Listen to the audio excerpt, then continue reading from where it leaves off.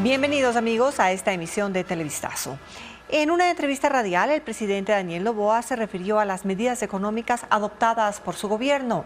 Las calificó como duras. Hola, Estefi. ¿Qué tal, Gaby y amigos? Buenas tardes. Noboa asegura que su efecto ha mejorado las condiciones económicas del país, lo que le permitirá, dijo, hacer mayor inversión social y en infraestructura hasta el término de su mandato. Luisa María Heredia con ese informe.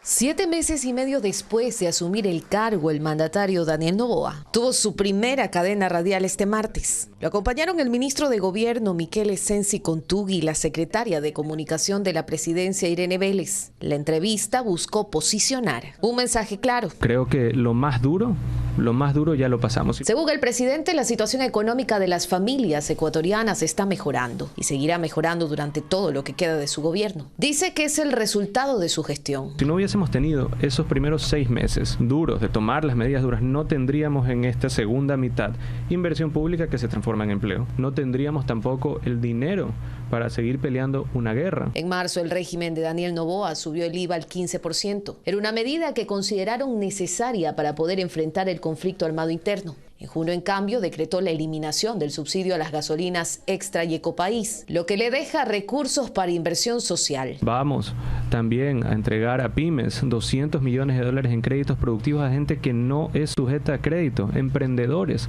También estamos en un plan productivo para cambiar unidades viejas, camionetas viejas que eran a Extra o a Ecopaís, por camionetas a diésel de producción nacional. Mencionó incluso algunas obras que el Ministerio de Transporte estaría por empezar, como la ampliación a 4 carriles de la carretera que conecta Santo Domingo con los ríos y Guayas. Estamos trabajando para ya empezar el siguiente mes la E25, que es la carretera que mueve el 50% de las exportaciones del país. En el quinto puente estamos empezando también desde el este, porque tiene que haber expropiaciones, tiene que moverse la cosa. Empezamos desde el este y terminaremos en Guayaquil. Con los recursos generados por las medidas adoptadas al inicio de su gobierno, de acuerdo con el presidente, a partir de ahora habrá mayor inversión en infraestructura, lo que generará empleo. Noboa también confirmó la entrega de la garantía soberana solicitada hace casi 3 meses por el municipio de Guayaquil para un proyecto de agua potable en Monte Sinaí y sectores aledaños. En un comunicado emitido por el Ministerio de Economía y Finanzas horas más tarde, se anuncia la aprobación para los próximos días de esa solicitud y otras enviadas por la prefectura de Manabí y el municipio de Puerto Viejo por un total de 142 millones de dólares.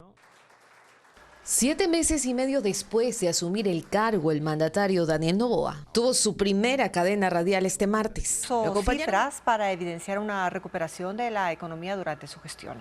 Sin embargo, algunos de los datos ofrecidos no tienen sustento en los reportes oficiales de ministerios y oficinas públicas.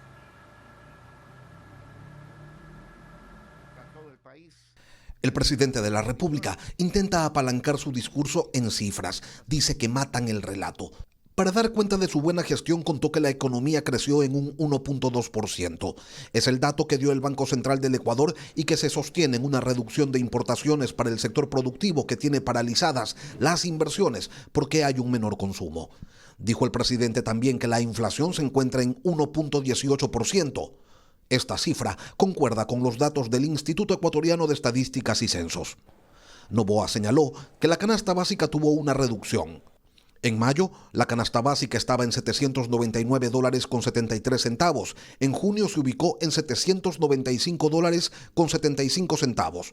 Se redujo, sí, en $3.98. Pero si se la compara con el valor de noviembre cuando asumió el mandato, resulta que hoy la canasta básica cuesta $11.10 más.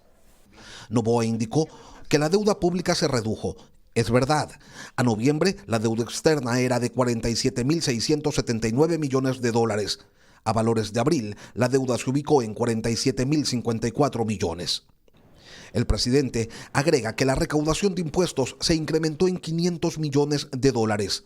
Los datos del Servicio de Rentas Internas señalan que la recaudación de enero a mayo en 2023 fue de 8.278 millones, mientras que en el mismo periodo de este año alcanzó los 8.745 millones, 467 millones más. El contexto es que del monto total, 852 millones corresponden a autorretenciones y remisión tributaria. Noboa afirma que las ventas totales se incrementaron en $2.000 millones. Cifras del Ministerio de Producción publicadas el 6 de junio señalan que las ventas netas a abril del 2023 se ubicaron en 69.128 millones, mientras que en 2024 alcanzaron los 70.000 millones. En realidad, 1.293 millones más y no 2.000, como afirmó el jefe de Estado. El presidente también habló sobre el crecimiento de las exportaciones. Dijo que los bienes primarios crecieron en un 12.1%, los bienes industrializados en un 5%, los no tradicionales en un 2.4%. Según Finanzas, las exportaciones de bienes primarios crecieron en un 0.76%, los industrializados en un 11.01% y los no tradicionales en un 2.3%. El presidente también dijo que el número de homicidios se redujo en un 20%.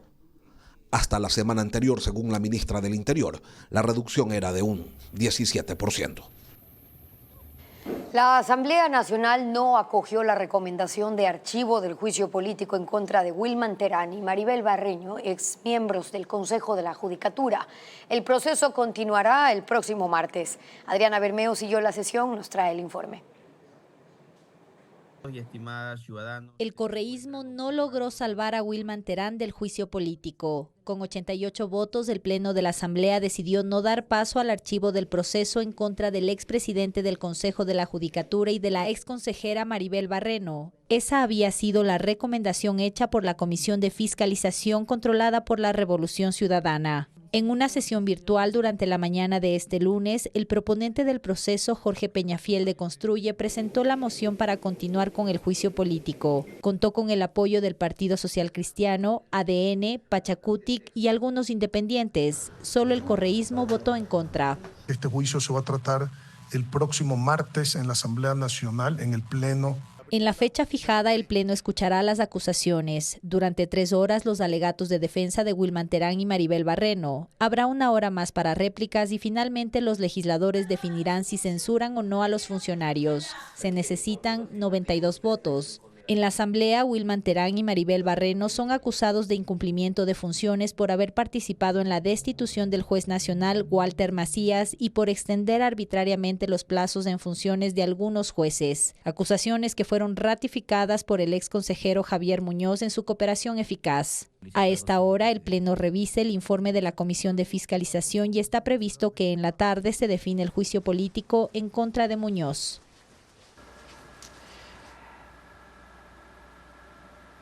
Jorge Glass seguirá preso en la cárcel La Roca de Guayaquil. Este mediodía, un juez penitenciario le negó el habeas corpus con el que pretendía conseguir arresto domiciliario en la casa de su madre. Jacqueline Rodas con los detalles del fallo. El juez penitenciario de Guayaquil, Patricio Vidal, negó el habeas corpus presentado por el ex vicepresidente de la República, Jorge Glass. Él seguirá preso en la cárcel La Roca. Según el juez, Glass no logró probar que se violaron sus derechos. El Servicio Penitenciario SNAI, el Ministerio de Salud y la Procuraduría certificaron que ha recibido 79 atenciones médicas durante los 3 meses que ha estado en esa prisión. Lo revisaron cardiólogos, psicólogos, neumólogos y médicos generales. Jorge Glass intervino al mediodía, antes de conocer el fallo. Dijo que la mayoría de visitas médicas solo fueron para tomarle la presión, que ayer volvió a espantar ratas de su celda, que únicamente lo sacan al patio 2 veces por semana y que no tiene acceso a sus abogados que están en 5 países. Sus argumentos no fueron suficientes para salir de la cárcel y cumplir arresto domiciliario en la casa de su madre como solicitó al inicio. Glass cumple una pena unificada de 8 años de prisión por asociación ilícita y cohecho en los casos Odebrecht y sobornos. Rusia atacó esta mañana 5 ciudades de Ucrania con más de 40 misiles, provocando la muerte de 31 personas. La ofensiva golpeó edificios y entre ellos el Hospital Infantil de Kiev, el más grande del país. Fue uno de los peores bombardeos sobre Ucrania en más de 2 años de guerra con Rusia.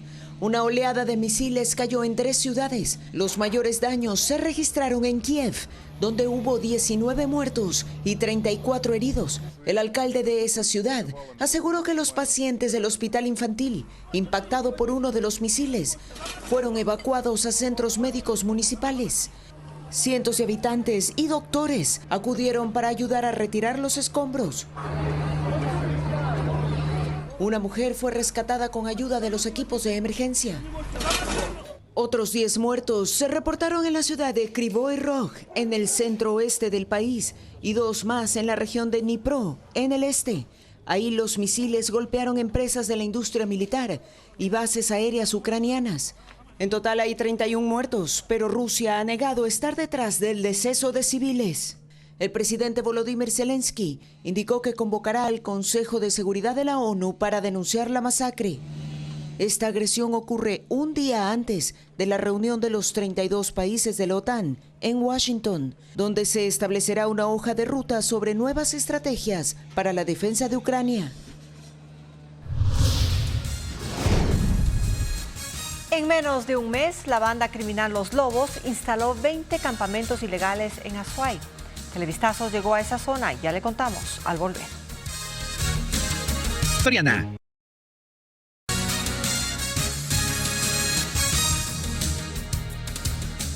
Un equipo de Televistazo llegó hasta Santa Marta, en el cantón Ponce Enríquez, una zona montañosa donde actualmente bandos de la organización criminal Los Lobos se disputan el control de las minas. Allí se han instalado campamentos y puntos de extorsión a mineros. Santa Marta, una zona remota al este del cantón Camilo Ponce Enríquez en Azuay, ha caído bajo el control de miembros de los grupos terroristas Los Lobos y Los Lobos Box. Este sector minero de 800 habitantes forma parte de la parroquia El Carmen de Pijilí, que está a 50 kilómetros del centro de la localidad.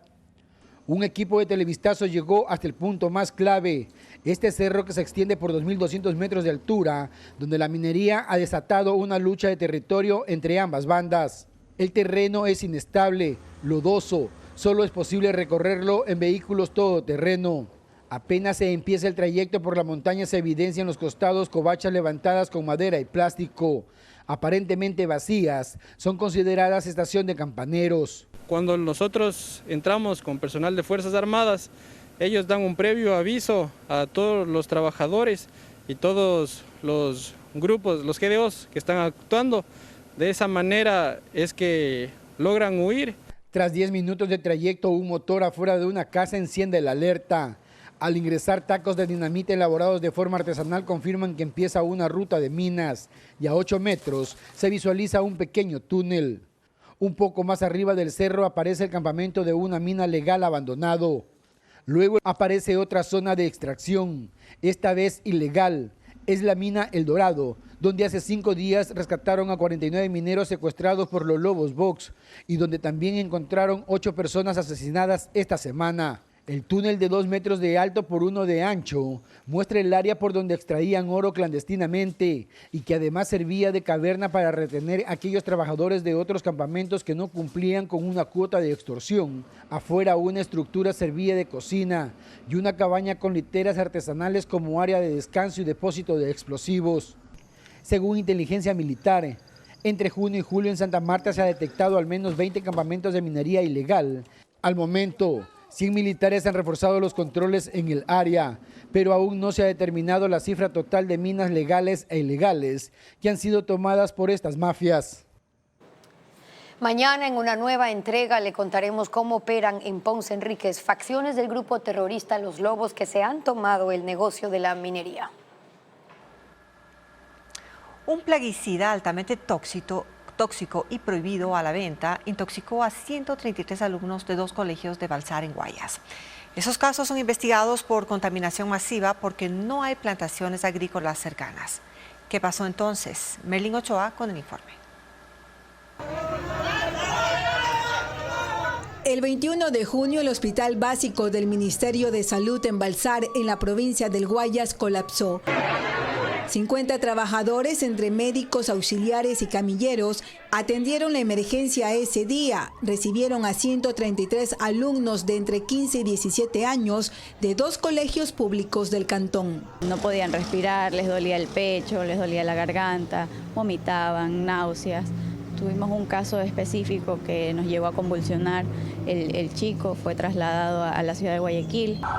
El inspector de uno de los planteles reportó fuertes olores de alta concentración tóxica. Los médicos tomaron muestras de sangre y una semana después se determinó que los menores se contaminaron con un químico utilizado para el control de plagas en diferentes cultivos. Plaguicidas tipo carbamatos. Estos tipos de plaguicidas, de hecho, está prohibida su venta debido a la alta toxicidad que puede presentar a las personas que lo manipulan. Puede presentarse el edema pulmonar que puede causar un paro respiratorio. No fue el único caso. El hospital atendió una primera intoxicación masiva el 13 de junio. 35 estudiantes de entre 5 y 7 años y un docente de una escuela de la misma localidad llegaron con síntomas similares. Un caso se dio en una escuela en el centro del cantón. La segunda intoxicación masiva fue a 1 kilómetro de distancia. Ahí están los dos colegios juntos. Todas las contaminadas son parte de la zona urbana, donde no existen plantaciones agrícolas. El plaguicida fue esparcido por el aire, pues en los techos de los planteles también encontraron restos químicos. El alcalde de Balsar, Galo Mesa, no da nombres ni pruebas, pero presentó la denuncia como un acto delictivo. Se lo toma como un ataque terrorista, porque es un químico que están esparciendo en el ambiente donde afecta. Menciona que el sábado 29 de junio, en un evento municipal a 10 minutos del Cabildo, se activó una tercera alerta. El cuerpo de bomberos con agua controló el olor a químico. No se expandió ni hubo afectados. La Policía Judicial investiga el tema. El informe lo presentará al COE cantonal en 10 días más. ¿Y cuál es la situación de los planteles afectados con el plaguicida? ¿Los alumnos siguen yendo a clases presenciales? Se lo contaremos en una segunda entrega. Más de 1 millón de turistas ha perdido el Ecuador en los últimos 5 años. La estrategia estatal de fomento de esta industria no ha dado resultados y en los primeros meses de este año, pese a la aprobación de una nueva ley, la caída de visitantes continúa. Lenin Artieda con el análisis. El turismo como aporte fundamental al desarrollo del país no deja de ser una promesa, y aunque el Banco Mundial lo identifica como uno de los 3 motores para que el Ecuador se convierta en un país de renta alta, no hay acciones que evidencien que se está trabajando para que el turismo y su potencialidad dejen de ser un mito. Por el contrario, las cifras demuestran que el turismo cada vez pesa menos. En 2019 su aporte al Producto Interno Bruto fue de $2.193 millones, un 2.1%. En 2023, con 1.492 millones, representó el 1.2%. En México, República Dominicana y Panamá, el turismo representa más del 15% del PIB en esos países. Este impacto menor está directamente relacionado con una reducción en el ingreso de turistas. Si entre enero y abril del 2023 llegaron a Ecuador 460.426 visitantes, en el mismo lapso del 2024 arribaron 370.097, casi un 20% menos. La inseguridad es uno de los motivos, pero otros países como Colombia y México supieron lidiar con ella. En Ecuador la ocupación hotelera en 2024 tiene un promedio inferior al 35% y en provincias como Guayas está por debajo del 30%. Otro de los factores para tener cada vez menos visitantes es la falta de productos turísticos, porque la naturaleza es importante, sí, pero no lo es todo. Estamos todavía con una oferta, sobre todo en ciertas regiones, como tú bien dices, la costa ecuatoriana, no tenemos hoteles, resorts al nivel, carreteras, hospitales. Ecuador ocupa el puesto 80 en desarrollo turístico, mientras Brasil está en el puesto 29, Chile en el 31, México en el 38. La situación luce más grave cuando incluso el ingreso de visitantes a Galápagos, la joya de la corona, manifiesta una contracción del 26% en comparación al año anterior. Pero es que no hay un plan nacional de turismo que implique la acción no solo de un ministerio, sino de todo el Estado trabajando de forma coordinada. Producto de esa ausencia, si en 2018, el mejor año para el turismo en Ecuador de la última década, llegaron 1.929.000 visitantes, en 2023 fueron solo 863.000. Y como van las cosas, la caída en picada se consolida. Celebraciones y disturbios en Francia luego de las elecciones legislativas del domingo. El país enfrenta una profunda división política tras los comicios en los que la extrema izquierda fue la más votada, ganándole al partido del presidente Macron y relegando a la extrema derecha a un tercer lugar. No tienen la mayoría absoluta, pero aún así exige que su líder sea nombrado como primer ministro. Una multitud festejaba en Plaza de la República en París el triunfo de la coalición denominada Nuevo Frente Popular, unidad de partidos de izquierda que logró darle un giro a las proyecciones después de la primera vuelta de la semana pasada, cuando la extrema derecha se perfilaba como ganadora. A la par hubo manifestaciones y actos de vandalismo, personas que atacaron locales comerciales y encendieron hogueras en la calle. La policía intervino y al final de la jornada se informó sobre unos 25 detenidos. Tensión popular, pero también política. El partido Agrupación Nacional de la ultraderechista Marine Le Pen señaló al presidente Macron como responsable del resultado, pues dijeron que en un afán por cerrarles el paso, retiró de la contienda a unos 200 candidatos gobiernistas para facilitar así el triunfo de la izquierda. El presidente de Agrupación Nacional, Jordan Bardella, la calificó como la alianza del deshonor. El resultado ha terminado ejerciendo presión en el propio gobierno. El primer ministro, Gabriel Attal, dimitió, pero Macron le rechazó la renuncia, al menos por ahora. Mientras que Jean-Luc Mélenchon, el líder del partido Francia Insumisa, que encabeza el Nuevo Frente Popular, le exige a Emmanuel Macron cuotas de poder, empezando por nombrar un primer ministro de izquierda, ha dicho, y aseguró que el presidente debe aceptar esta derrota sin intentar eludirla de ninguna manera. Macron, sin embargo, ha decidido esperar hasta la instalación de la Asamblea el 18 de julio para recién ahí nombrar un nuevo primer ministro, pues ese funcionario debe además ser aprobado por el órgano legislativo. El huracán Beryl llegó a Texas en Estados Unidos con marejadas y vientos ciclónicos. Entró por la costa del Golfo de México y provoca lluvias intensas en Houston. Beryl entró a Texas esta madrugada tocando tierra en el condado de Matagorda. Tras una noche de lluvias, los vientos de hasta 125 kilómetros por hora provocaron marejadas ciclónicas, derribaron árboles, hay comunidades inundadas y vehículos pesados volcados. Más de 1 millón de personas en todo Texas fueron advertidas. Miles evacuaron sus casas en zonas cercanas a la costa. Hasta ayer se veían caravanas de vehículos alejándose de las playas. Aún así, hay informes de residentes que se negaron a salir y ahora esperan que la intensidad de los vientos se reduzca. Las autoridades emitieron una declaración de desastre para 121 condados y prepararon a la Guardia Nacional y los equipos de búsqueda y rescate para atender posibles emergencias. Se prevé que Beryl se convierta en tormenta tropical a medida que avanza sobre el terreno. Casi 1 millón de usuarios en todo el estado ya no tienen electricidad y ahora Beryl descarga aguaceros sobre Houston.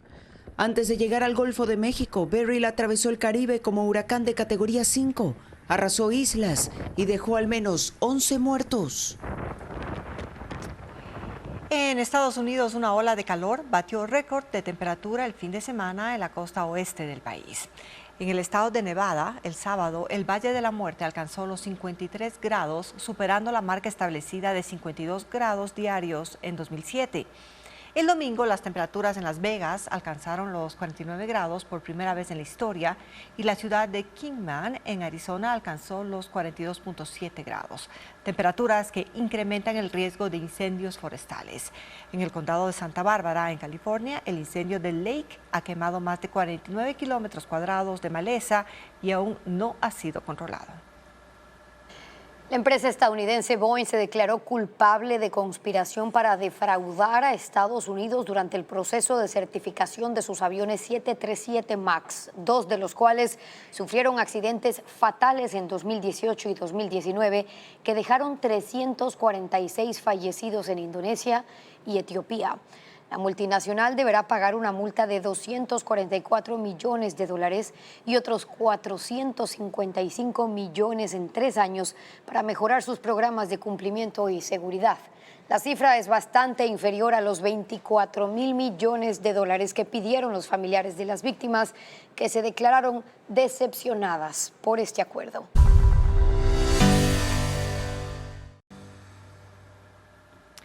Fin de semana violento en el Cantón Pasaje, en la provincia del Oro. En menos de un día hubo 2 masacres que dejaron en total 6 muertos. Uno de los casos ocurrió anoche cuando sicarios con fusiles atacaron a 3 personas. Según la policía, el crimen está relacionado con la disputa de territorio entre 2 fracciones de la banda Los Lobos. El crimen se reportó a las 7 de la noche de ayer en el barrio La Yadira del Cantón Pasaje. 10 hombres a bordo de 2 carros y una moto llegaron al sitio y con fusiles y pistolas atacaron a los hermanos Ricardo Andrés y Juan Carlos Hidrobo. Según la policía, una de las víctimas había salido de la cárcel hace 6 meses. En el sitio también murió César Espinosa Chica, cuñado de los fallecidos. Bueno, se encontraban en el portal de esta vivienda. Dentro de la misma pues ya ha sido intervenida por Policía Nacional por varias ocasiones. Y pues se conoce que aquí en el sector es de expendio de microtráfico. Los agentes de criminalística recogieron 30 restos de bala en la zona. Según los uniformados, este ataque tendría relación con la masacre ocurrida la noche del sábado, pero en el barrio Los Naranjos, donde fueron acribillados Marco López Toala, Mauricio Montero Chumbay y Nino León Castro. Por ambos crímenes múltiples todavía no hay detenidos. En Casa de la Cultura Núcleo Guayas se inauguró una exposición gratuita que busca rescatar las costumbres guayaquileñas. Y además en Quito, la Compañía Nacional de Danza presentará la obra El último lugar del mar en el Centro Cultural Álvaro Manzano. Estefanía Arias con la agenda cultural.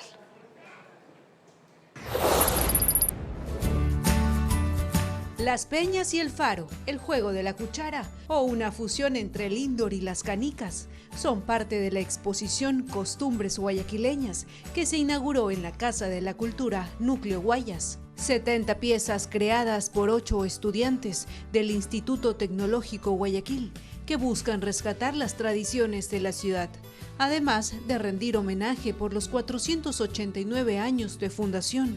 La muestra gratuita estará abierta hasta el sábado 13, de 9 de la mañana a 5:30 de la tarde.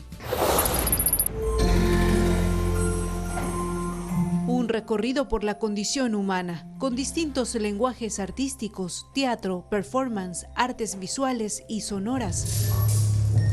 Así, la Compañía Nacional de Danza presentará la obra El último lugar del mar, en el Centro Cultural Álvaro Manzano en Quito, un show que transforma elementos de utilería en potentes metáforas de la vida y la muerte. Dirigida por Pablo Roldán, las funciones serán el jueves 11, viernes 12 y sábado 13 a las 19 horas. Unos 6.000 kilogramos de peso. Yo tengo 70, o bueno, algunos de eso quiero imaginar. No eran actrices, sino científicas con un profundo mensaje de conservación. Ellas y la ciencia, una mirada al cambio climático, se presentó en el Teatro Centro de Arte en Guayaquil y contó con la participación de 10 expositoras y docentes de distintas universidades del país. La Corporación Eléctrica del Ecuador construirá un dique permeable a 7.8 kilómetros de la captación de la hidroeléctrica Coca-Codo Sinclair, pese a que la erosión superó este sitio por el fuerte invierno del último mes. Paul Romero amplía la información. La Corporación Eléctrica del Ecuador mantiene el proyecto de construcción de un dique permeable para proteger la captación de la hidroeléctrica Coca-Codo Sinclair, pese a que el socavón superó el sitio en donde se diseñó la obra. Delegados del Cuerpo de Ingenieros del Ejército de Estados Unidos visitaron la zona entre el 17 y 23 de junio, cuando se reactivó la erosión por el fuerte invierno. Los técnicos, contratados desde 2022 para analizar las obras de protección de la hidroeléctrica, pidieron a la SELEC que acelere la construcción del dique a 7.8 kilómetros de la captación. Este sitio no ha perdido las características iniciales del diseño. Han variado, sí, han variado en cierta medida, pero esas variaciones que se han dado no indican que el proyecto no se puede ejecutar. Es más, debemos ejecutarlo ya para que no cambie más simplemente. Por las fuertes lluvias de junio, la erosión avanzó más de 1.000 metros y ahora se encuentra a 6 kilómetros, por lo que la SELEC pretende esta semana adjudicar el contrato para la construcción del dique. Podríamos adjudicar hasta el viernes y podríamos iniciar el proyecto tal vez la primera o segunda semana de agosto. El presupuesto para la construcción del dique es de $17 millones. Este mes, el Cuerpo de Ingenieros de Estados Unidos remitirá otro informe sobre las nuevas condiciones de la erosión regresiva. Los primeros cálculos que señalaban que el socavón llegaría a la captación entre 2 y 5 años